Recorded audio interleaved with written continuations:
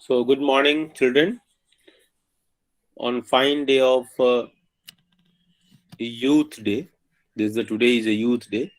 कोई दिन विशिष्ट बन जाता है जब कोई विशिष्ट लोग या विशिष्ट घटनाएं घटती हैं। आपका इस धरती पर आना एक विशिष्ट दिन है, इसलिए आप इसको सेलिब्रेट करते हैं। हम सब शिक्षकों के लिए और बच्चों के लिए आज का दिन विशिष्ट इसलिए है कि आज के दिन ही एक महामानव का इस धरती पर आगमन हुआ। व्यक्ति अपने स्वार्थ के लिए जीता है, जब समाज के और राष्ट्र के स्वार्थ के लिए जो जीते हैं, जिनका स्वार्थ राष्ट्र के स्वार्थ में, जन कल्याण में हो जाता है, तो वो व्यक्ति महामानव बन जाते हैं। तो स्वामी विवेकानंद उस कड़ी में अग्रणी नाम है एक हमारे देश का, और उनकी जो यात्रा है, नटखट बालक से लेकर विवेकानंद बनने की यात्रा, एक राष्ट्रवादी संत बनने की यात्रा, नरेंद्र से विवेकानंद की यात्रा, और उसके बीच में बहुत सारे पड़ाव आए। आज हम उनके बारे में नहीं, हम पिछली क्लास में इसके बारे में उनके बारे में डिस्कस कर चुके हैं। इस दिवस की ढेर सारी शुभकामनाएं। एक चीज जो आप उनके जीवन से सीख सकते हैं, वैसे तो सीखने के लिए हजारों चीजें हैं, जो मैं आपके लिए बहुत ही रिलेवेंट समझता हूं, जो उन्होंने कहा कि चंचल मन को रोकने वाला ही सफलता प्राप्त करता है। शिक्षा का मतलब एक ऐसे युवक को पैदा करना हो जिसका विल पावर स्ट्रांग हो, जो फिजिकली स्ट्रांग हो, मेंटली स्ट्रांग हो, स्पिरिचुअली स्ट्रांग हो, और जिसके जीवन का एक उद्देश्य हो। चलिए, उसी वाणी के साथ, उसी अच्छे विचार के साथ आज की इस क्लास को हम शुरू करते हैं। तो हम कहाँ तक हम लोगों ने पढ़ लिया था बेटा? अगर आप मैं सही हूं तो हमने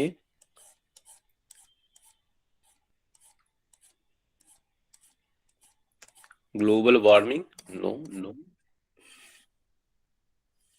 ओके, हमको यहाँ से पढ़ना है ना। एब्जॉर्प्टिव कैपेसिटी हमारा हो गया था।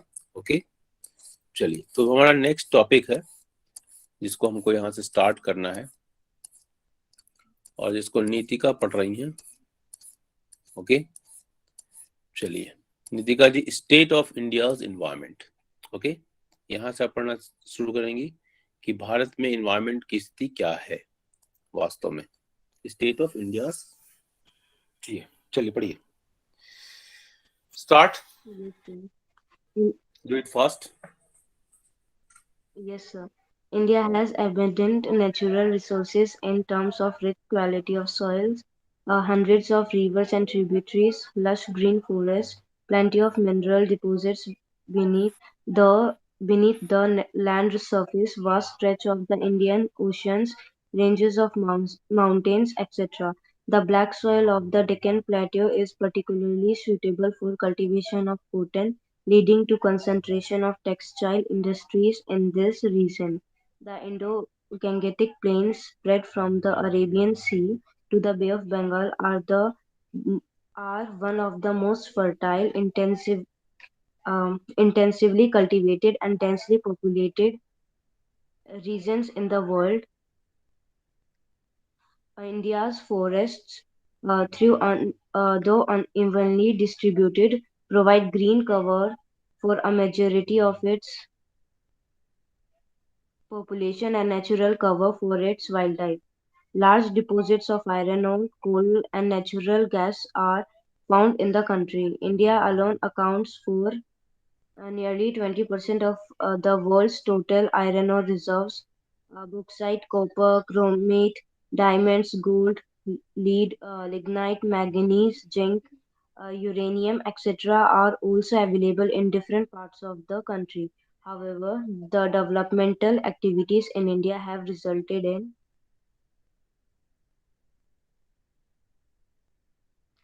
pressure of its finite natural resources.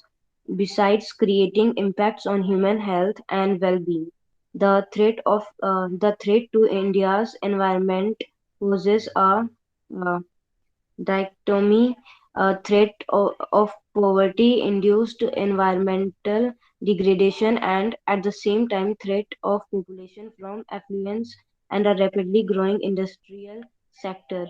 Air pollution, water contamination, soil erosion, deforestation, and wildlife extinction are some of the most pressing environmental concerns of India.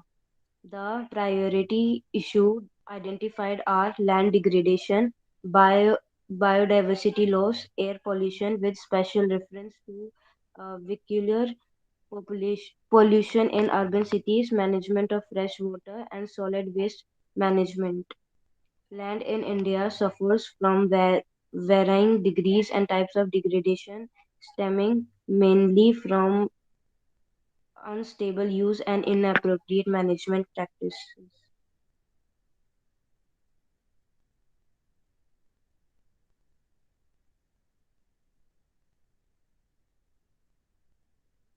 Some of the factors responsible for land degradations are loss of vegetation occurring due to deforestation, unsustainable fuel, wood and fodder extractions, shifting cultivation, encroachment into forest lands, forest fires and overgrazing, adoption of adequate soil conservation measures, improper crop rotation, indiscriminate use of agrochemicals such as fertilizer and pesticides, improper planning and management of irrigation system, extraction of groundwater in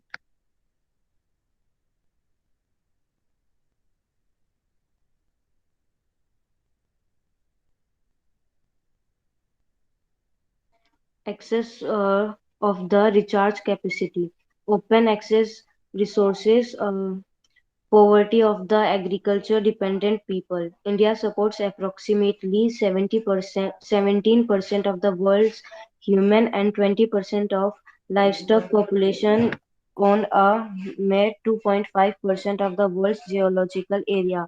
The high density of population and livestock and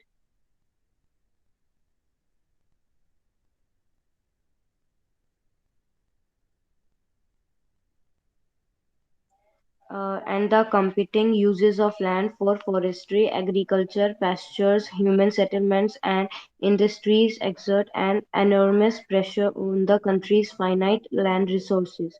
The per capita forest land in the country is only 0.08 hectare against the requirement of 0.47 hectare to meet basic needs, resulting in an excess felling of about to 15 million cubic meter forest over the permissible limit.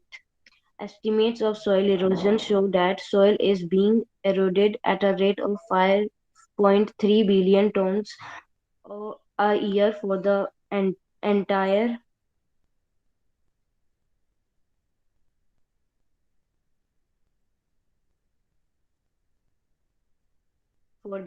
country, as a result of which the country loses 0.8 million tons of nitrogen, 1.8 million tons of phosphorus, and 26.3 million tons of potassium every year. According to the Government of India, the quantity of nutrients lost due to erosion each year ranges from 5.8 to 8.4 million tons.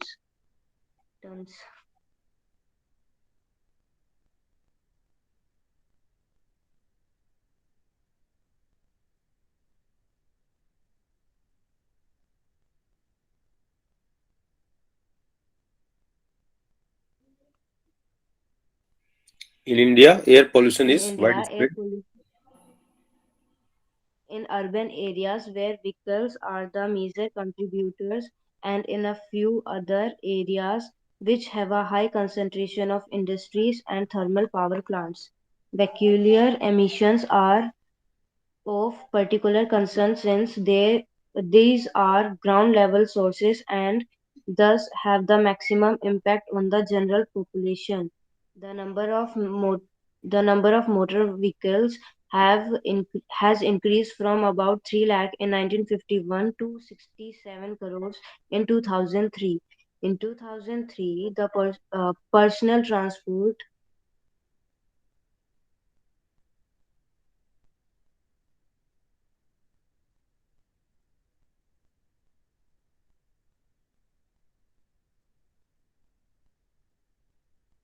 vehicles, two-wheeled vehicles and cars only constituted, yes, sir. Personal transport vehicles, two-wheeled vehicles and cars only constituted about 80% of the total number of registered vehicles, thus contributing significantly to total air pollution load. India is one of the 10 most industrialized nations of the world, but this status has brought with it unwanted and unanticipated consequences such as unplanned urbanization, pollution, and the risk of accidents.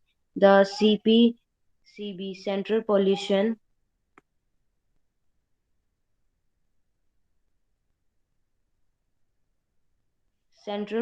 Control Board, has identified 17 categories of industries, large and medium scale, as significantly polluting.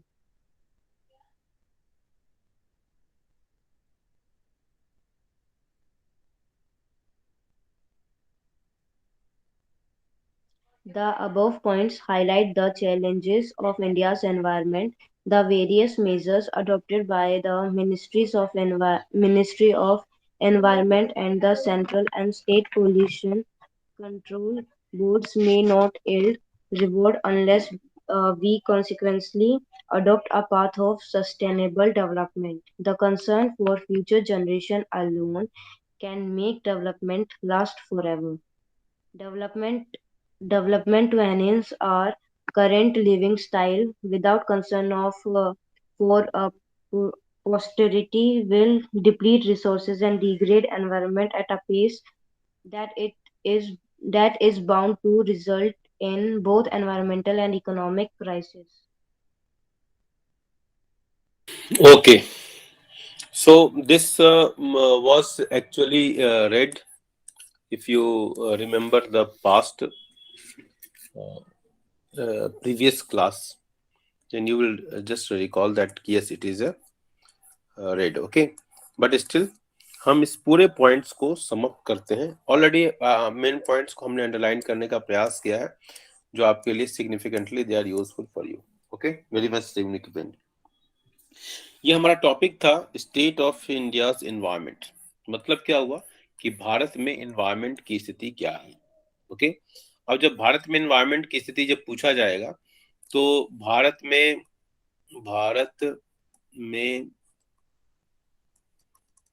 Environment की स्थिति को पूछा जा रहा है ना. Okay, तो environment का मतलब अगर आपके दिमाग में है, तो यहाँ पर आप है और उसके चारों तरफ जो भी सराउंडिंग है वो हमारा इन्वायरमेंट का पार्ट है. ठीक है, देखो कोई क्वेश्चन अगर हमको नहीं आता है ना, तो उसके भी आंसर कैसे निकालते हैं. आप पालम से चलते हो और पालम के आसपास जो शॉप्स है और जो सड़कें हैं, जो मेट्रो है, फिर आप स्कूल जाते हो, दिल्ली कैंट, रास्ते में बहुत सारी चीजें आपको दिखाई देती हैं, गरीब पॉइंट, और बहुत सारे व्हीकल्स एक्सेट्रा एक्सेट्रा दिखाई देती. ये सब जहां भी हम रहते हैं और हमारे सराउंडिंग में जो कुछ भी वो किसका पार्ट है, वो इन्वायरमेंट का पार्ट है. ठीक है, तो भारत में एनवायरनमेंट की स्थिति को समझने के लिए, देखने के लिए आपको अपने सराउंडिंग्स का ऑब्जर्वेशन करना पड़ेगा.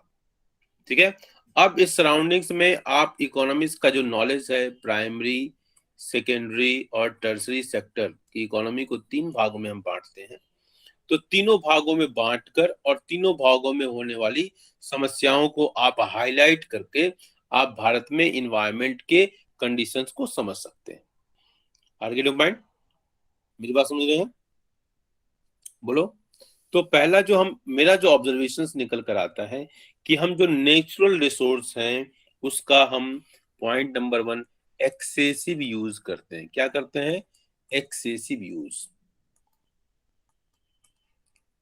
आर्ग्यूमेंट, नेचुरल रिसोर्स का हम क्या कर रहे हैं? एक्सेसिव यूज कर रहे हैं. ये थोड़ा सा ज्यादा विजिबल होगा. Excessive use. ठीक है, आर्ग्यूमेंट. जैसे एग्जांपल, थोड़ा सा एग्जांपल जो डेली लाइफ से आपसे जुड़ा हुआ है. हम वॉशरूम में फ्लश करते हैं. ठीक है, जहां जितने से काम चल सकता है उसके जगह हम मिनिमम 4 to 5 लीटर्स का एक्सेस एक्सपेंडिचर करते हैं वाटर का. This is the wastage of resource. Point, simple example जो आपसे जुड़ा हुआ है, हमसे जुड़ा हुआ है, उस एग्जांपल्स को हम ले रहे हैं।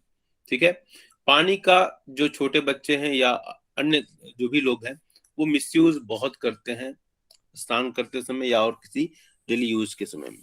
तो ये हमारा डेली लाइफ से जुड़ा हुआ है, इसलिए मैंने इस तरह के एग्जांपल दिए। ओके, तो मीन्स हम ये एक्सेसिव यूज, जैसे हमने गांव में देखा इरिगेशन, किसान इरिगेशन करते हैं। ठीक है, और आप लोग गांव में जुड़े नहीं हो, मैं इन सब कामों से बहुत नजीक से जुड़ा हूँ।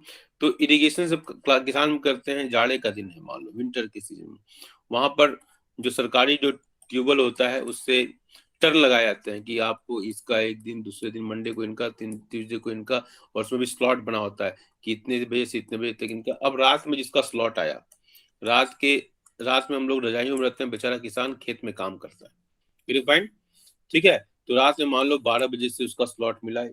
ठीक है, पॉइंट, तब वो क्या करेगा, 9 बजे के बाद जाता है, 10 बजे के आसपास जाएगा, वो अपने खेत में जो पानी जो है वो चला दिया, ट्यूबवेल को चला दिया और अपने खेत में पानी को फ्लो कर दिया, और रात भर छोड़ देता है वो, कि ठंडक में कौन मर जाएगा, वो तो ठंडक में व्यवस्थाएं नहीं है। मार्जिनलाइज किसान होते हैं, उत्तर प्रदेश, बिहार और के किसान पंजाब और हरियाणा के किसानों की तरह नहीं है, दे आर मार्जिनलाइज फार्मर्स। ठीक है, वो तो किसान आंदोलन में शामिल नहीं हो पाए बेचारे, क्यों? क्योंकि उनको इस सब से मतलब ही नहीं है, उनको अपनी खेती से फुर्सत ही नहीं है बेचारे को। ठीक है, और किसान को इतना समय नहीं होता है कि वो खेत छोड़कर वो किसी आंदोलन का हिस्सा बन सके। What I am trying to say, these farmers वहां पर जब खेत में पानी जब छोड़ देता है तो पानी क्या होता है, रात भर पानी बहता रहता है। ठीक है, और एक्सेस ऑफ वाटर रहता है, वो एक्सेस यूज हो रहा है। इस तरीके से आप हर क्षेत्र में आप देखोगे, चाहे वो प्राइमरी का सेक्टर हो, चाहे सेकेंडरी सेक्टर हो, चाहे वो टर्सरी सेक्टर में हो, इस तरह की समस्याएं आपको देखने को मिलती हैं। तो पहला पॉइंट एक्सेसिव यूज। ठीक है, आर्गेनिक पॉइंट बोलिए। दूसरी बात, जो हम प्रोडक्शन कर रहे हैं, ठीक है, प्रोडक्शन जो हम हो रहा है सेकेंडरी सेक्टर में मान लो हो रहा है, तो प्रोडक्शन और कंजम्पशन, ठीक है, प्रोडक्शन और कंजम्पशन जो भी हो रहा है, और उससे जब भी होता है तो वेस्ट का जनरेशन होता है, इससे जो वेस्ट जनरेट हो रहा है, waste generated out of production और कंजम्पशन। ठीक है, ये जो इन्वायरमेंट की जो एब्जॉर्बेशन कैपेसिटी है generated is beyond the absorption absorption absorption capacity of the environment. मेरी बात समझ में आ रही है? बोलो बेटा, beyond the absorption capacity of the environment, correct है? मेरी बात समझ में आ रही है? बोलिए बेटा, बोलो भाई। सर। हाँ, इसके बाद हमारा जो थर्ड पॉइंट है, थोड़ा सा राइटिंग पैड परचेज कर लेने के बाद ना थोड़ा सा मजा आ रहा है इसमें पढ़ाने में भी। तो ये सब हाँ उंगलियों से ही ऐसे करते थे हम लोग, अब तो स्टाइलिश, इससे अच्छा लग रहा है। ओके, थर्ड पॉइंट हमारा क्या है? थर्ड पॉइंट हमारा क्या है कि जो इस दौरान जो हमारा एयर पॉल्यूशन, आर्गेनो पॉइंट आपको बहुत अच्छी तरीके से समझ में आ रहा हो क्योंकि आप दिल्ली वाले हैं।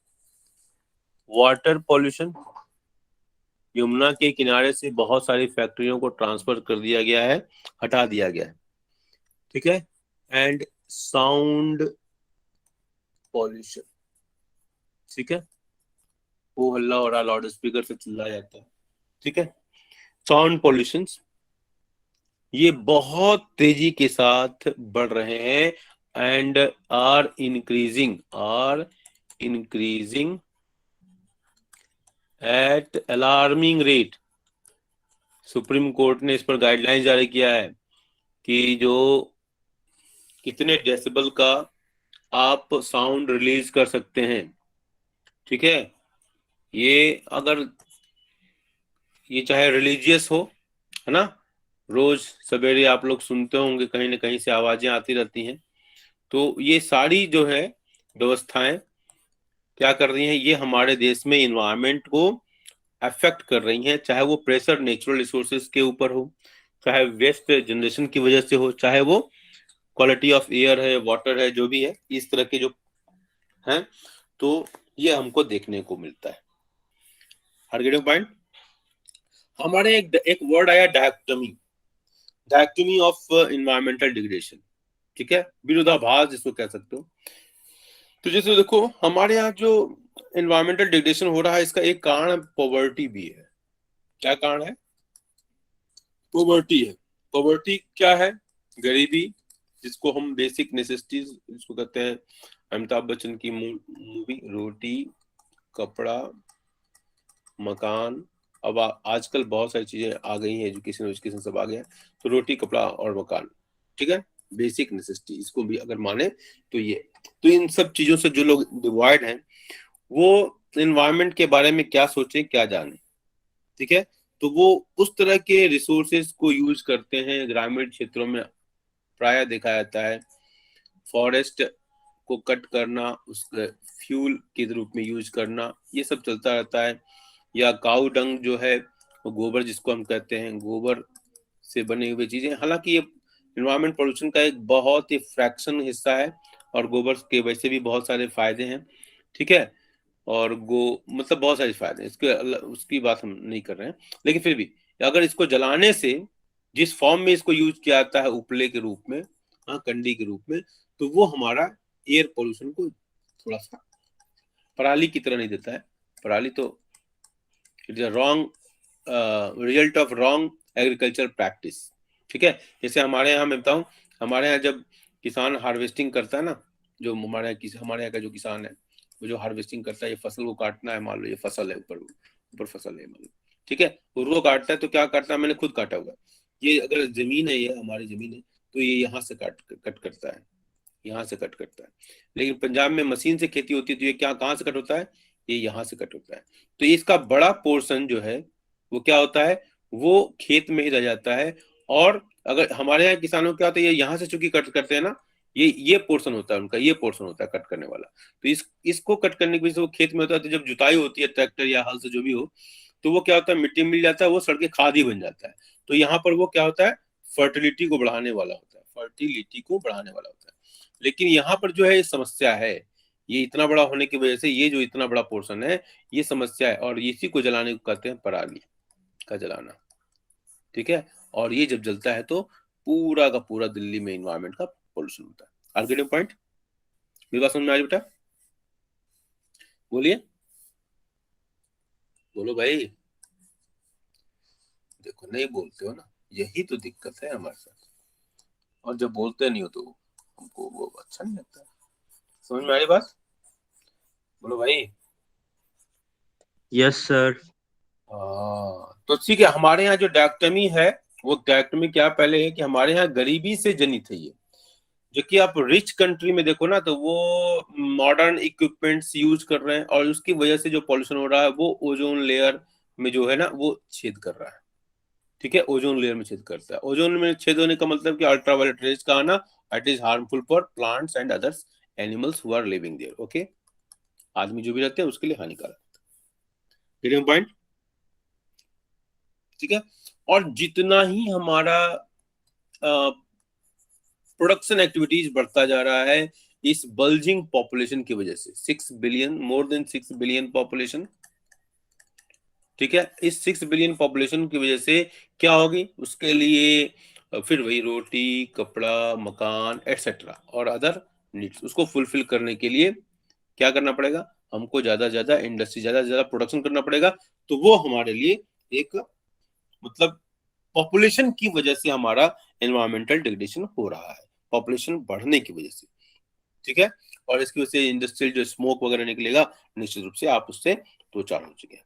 तो पॉपुलेशन केवल रोटी कपड़ा मकान तक सीमित नहीं है, उसको कार भी चाहिए, ठीक है, आर्गेनिक पॉइंट, उसको दूसरे इंटरटेनमेंट के साधन भी चाहिए। और इन सब की वजह से क्या होगा, वो एनवायरमेंटल पॉल्यूशन बढ़ेगा ही, आर्गेनिक पॉइंट,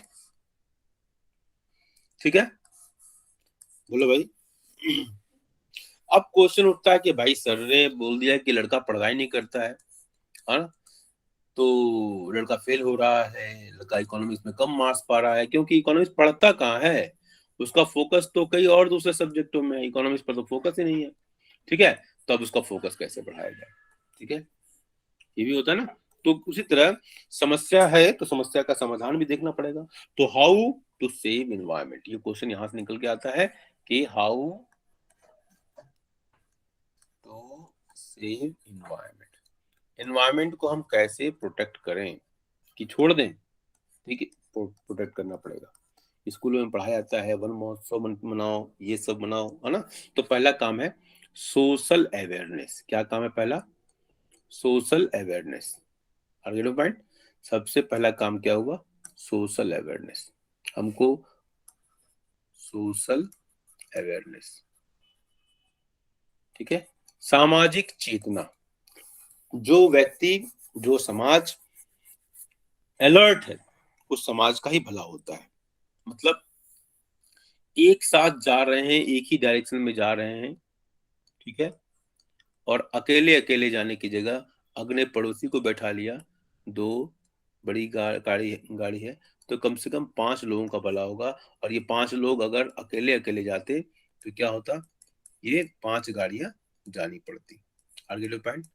ठीक है, दूसरा क्या है, अगर हम पब्लिक ट्रांसपोर्ट को बढ़ा दें तो एक साथ जितना पोल्यूशन होगा वो एक ही बार में होगा, और उससे 60 से 70 लोगों का भला होगा, एक गंतव्य, एक रास्ते पर पहुंच जाएंगे। आगे पॉइंट समझ रहे हो? तो सोशल अवेयरनेस, मतलब सोशल अवेयरनेस का दो यूज है, कि पहली बात आप जा रहे हो तो अपने पड़ोसी को ले लिया, अपनी पर्सनल कार जा रहे हो, अगर वो जा रहे हो तो प्रमोट करो कि more and more people should use public transport. आगे पॉइंट, पब्लिक ट्रांसपोर्ट का यूज करें। सही बात है, समझ में आई बात? बोलिए भाई, बोलो भाई,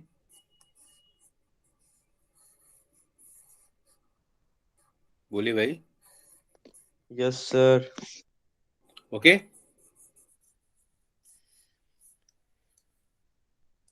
ठीक है। दूसरा पॉइंट, अगर हम सोशल अवेयरनेस की बात की, अगर हम पॉपुलेशन पर कोई पॉलिसी बना सकें, पॉपुलेशन, ठीक है, तो ये हमारे लिए बेनिफिट होगा, जिसको बहुत ही कम लोग टच करते हैं। पॉलिटिकल पार्टीज में वो कैपेसिटी नहीं है इंडिया की पॉलिटिकल पार्टीज में, because of lack of national perspective.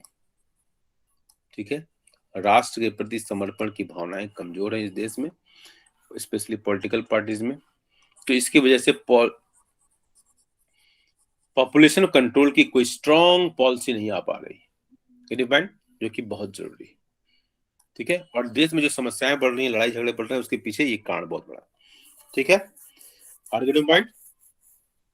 इसके बाद जो कानून बने, उन कानूनों पर फोकस, उन कानूनों का इम्प्लीमेंटेशन, इसको कह सकते हैं enforcement of environment conservation conservation act. Environment को बचाने के लिए जो एक्ट बना, जो कि हमारा कब बना था? जब हमारा कंज्यूमर राइट्स एक्ट बना था 1986, याद रखना। ठीक है, 1986, 87, ठीक है, 1986, ये याद रखना 1986 में। तो इसके जो प्रोविजंस हैं, उस प्रोविजंस को भी फॉलो करना। ठीक है, आगे पॉइंट, बोलो भाई। ठीक है, इसके बाद आप अपने जीवन में बताओ कितने बच्चों ने कभी प्लांट लगाया होगा? ठीक है, मतलब क्या है, नेक्स्ट हमारा जो पॉइंट है, ए फॉरेस्टेशन। फॉरेस्टेशन, ए फॉरेस्टेशन मतलब ज्यादा से ज्यादा प्लांट लगाना। ठीक है, प्लांट लगाएंगे तो क्या होगा, हमारे पास ऑक्सीजन का सप्लायर मिल जाएगा। वैसे प्लांट जो हमारे लिए बेनिफिशियल है, उसको लगाना। नेक्स्ट हमारा क्या है? ठीक है, मेरी बात समझ में आ रही बेटा? ये सारे पॉइंट्स हैं, अगर आप इसको याद रखोगे तो इस पर लिख पाओगे, अगर नहीं याद है तो फिर आप पॉइंट ढूंढते जाओगे। पॉल्यूशन का जो सबसे बड़ा स्रोत है ना, वो है, मुझे लगता है, इंडस्ट्रियल पॉल्यूशन है। तो इसके ऊपर चेक लगाना, जैसे हमने बताया कि यमुना से के किनारे से बहुत सारी नदियों को हटा, सॉरी नदियों को, यमुना किनारे से बहुत सारे इंडस्ट्रियल प्लांट्स को हटाया गया। तो एग्रीकल्चर और इस दोनों से होने वाला, एग्रीकल्चर मतलब पराली का एग्जांपल ले लिया, तो इंडस्ट्रियल एंड एग्रीकल्चर दोनों लिख लो। एग्रीकल्चर दिमाग में रखना किसकी बात इशारा है। तो इंडस्ट्रियल एंड एग्रीकल्चर पॉल्यूशन के ऊपर चेक लगाना। I am right? ठीक है। इसके बाद हमारा गंगा एक्शन प्लान, आपने नाम सुना होगा, गंगा एक्शन प्लान।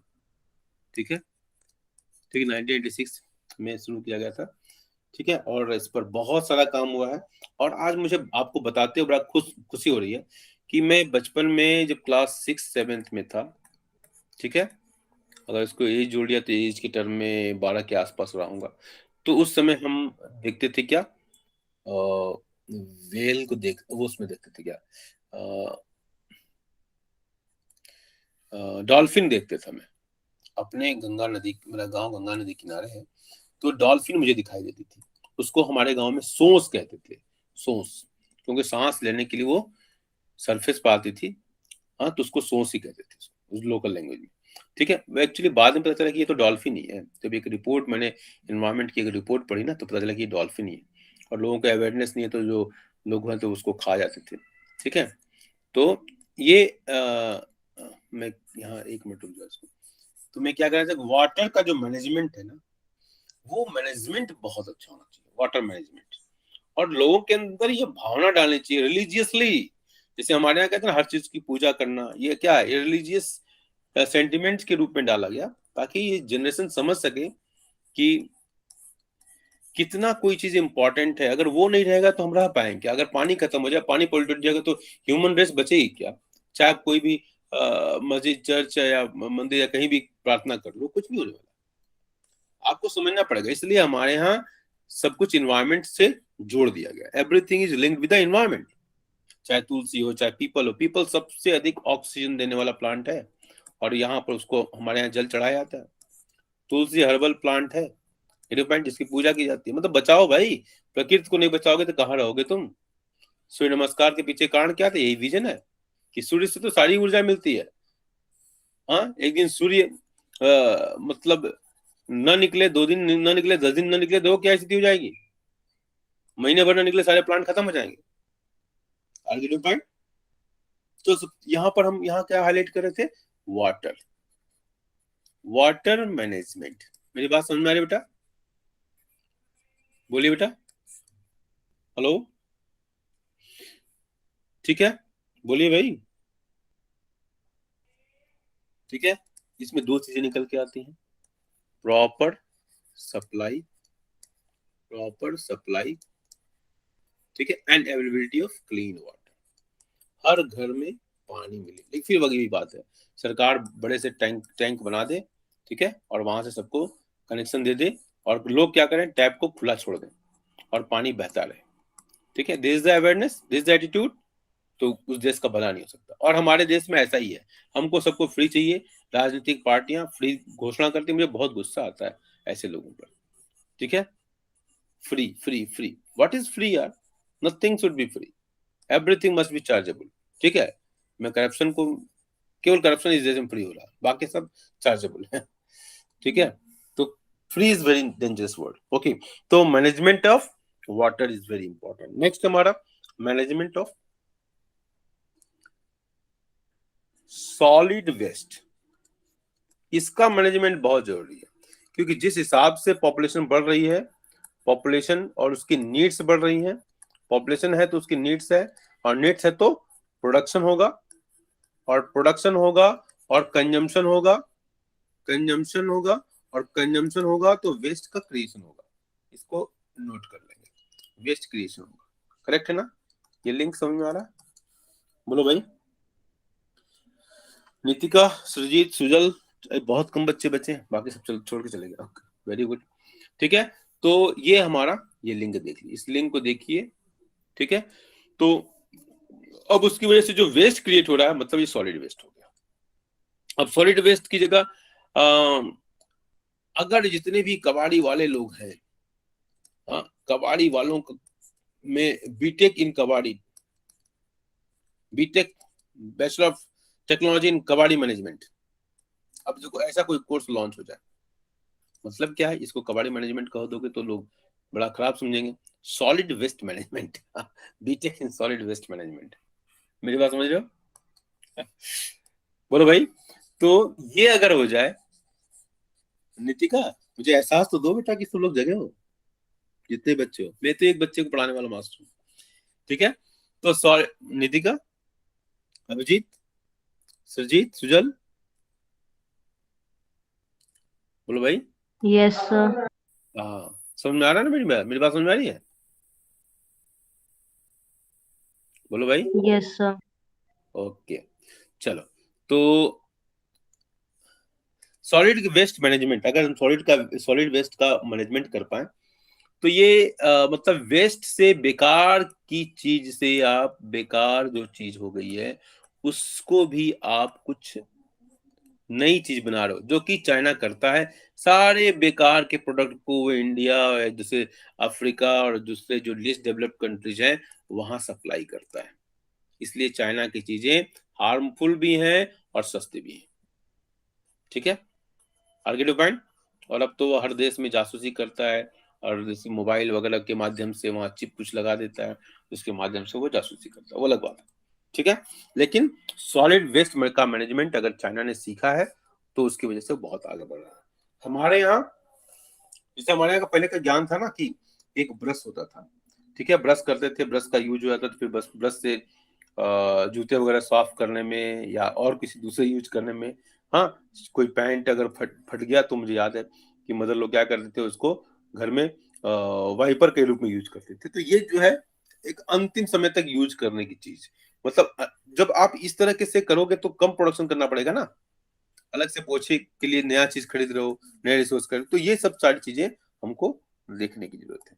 आगे पॉइंट, तो solid waste management is a very important aspect. Next है improvement in housing, improvement in housing, ये क्या भाई, ये कौन सी बला हो गई? हाउस में कैसे हम इम्प्रूवमेंट लाएं और क्या इम्प्रूवमेंट लाएं, ठीक है, बताइए।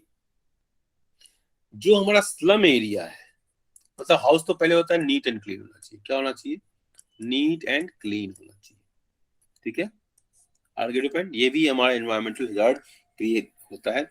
वेल लाइटेड होना चाहिए। क्या होता है? Well lighted. इससे क्या फायदा होगा? इससे अगर रोशनी नहीं आ गई तो दिन भर बल्ब जलेंगे, बल्ब का प्रोडक्शन बढ़ेगा, या दूसरी और चीजें, वायर है, वायर का प्रोडक्शन बढ़ेगा, मतलब इस तरह से एक लिंक स्थापित किया सकता है, ठीक है? लेकिन अगर वेल लाइटेड है, मतलब कमरा खोल दिया, हाँ, और लाइट आ रहा है, रोशनी आ रही है, हवा चल रही है फर्स्ट क्लास, तो आपको फैन या बिजली जो भी खर्चे हैं वो सब बचेंगे, ठीक है? इसके बाद मतलब कुल मिला के अगर कहा कि स्लम जो एरियाज हैं उनको हटा दी। इसके अलावा टाउन प्लानिंग की अगर बात किया जाए, इसके अलावा मैं एक और चीज जोड़ना चाहूंगा कि हाउसिंग में ही, ठीक है, ये मेरा हाउ टू सेव इन्वायरमेंट का टॉपिक था, इस पर हम चर्चा भी कर रहे हैं, ठीक है? इसके अलावा जो है हमारा कि अगर लैंड को, जो फॉरेस्ट एरिया कवर कम हो रहा है, अगर हम शहर का विस्तार हॉरिजॉन्टल ना करें, शहर का विस्तार कैसे करें? हम वर्टिकल करें, मतलब अपार्टमेंट टाइप का बना दें, ठीक है? अपार्टमेंट टाइप का बना दें। आगे पॉइंट, आगे पॉइंट, बड़े बड़े अपार्टमेंट टाइप बने, ना कि छोटे छोटे हाउसेस, यहाँ पर लिया, यहाँ पे लिया, यहाँ पे लिया, ऐसे। तो ये हो गया हॉरिजॉन्टल डेवलपमेंट। हॉरिजॉन्टल डेवलपमेंट की जगह वर्टिकल डेवलपमेंट करें, ठीक है? रेन वाटर हार्वेस्टिंग वगैरह, रूफ टॉप सोलर सिस्टम वगैरह का सबका प्रयोग करें, तो ये हमारे लिए बहुत ही फायदेमंद होगा। आगे पॉइंट, मेरी बात समझ रहे हैं? आगे पॉइंट, यस सर। ओके। अब अगर हम इतना करें तो हम सस्टेनेबल डेवलपमेंट की तरफ बढ़ सकते हैं। सस्टेनेबल डेवलपमेंट, जो डेवलपमेंट केवल प्रेजेंट के लिए नहीं सोचता है, but also thinks about the future generation ठीक है, ऑल्सो थिंक्स अबाउट द ठीक है फ्यूचर जनरेशन, ठीक है, without damaging the environment, without damaging environment, ठीक है, विदाउट लिख दो, नहीं तो सर हाँ बेटा, टाइम हो गया। टाइम हो गया ना बेटा। चलो ठीक है, तो हम Yes, यहाँ sir. पर अपनी वाणी को विराम देते हैं, फिर हम अगली बार आते हैं। और जो भी रिमेडियल क्लास होगा बेटा, रिमेडियल क्लास में हम केवल आपको, ठीक है, हम इस टॉपिक को पढ़ा रहे हैं अभी, ठीक है। आगे में रिमेडियल क्लास हम करेंगे नहीं, तो हम इंडियन इकोनॉमिक्स नहीं पढ़ाएंगे, मैक्रो इकोनॉमिक्स पढ़ाएंगे। ओके, ठीक है, चलिए, thank you for your patient listening, और भगवान आपका भला करे। Thank you, sir. Welcome. Thank you, sir.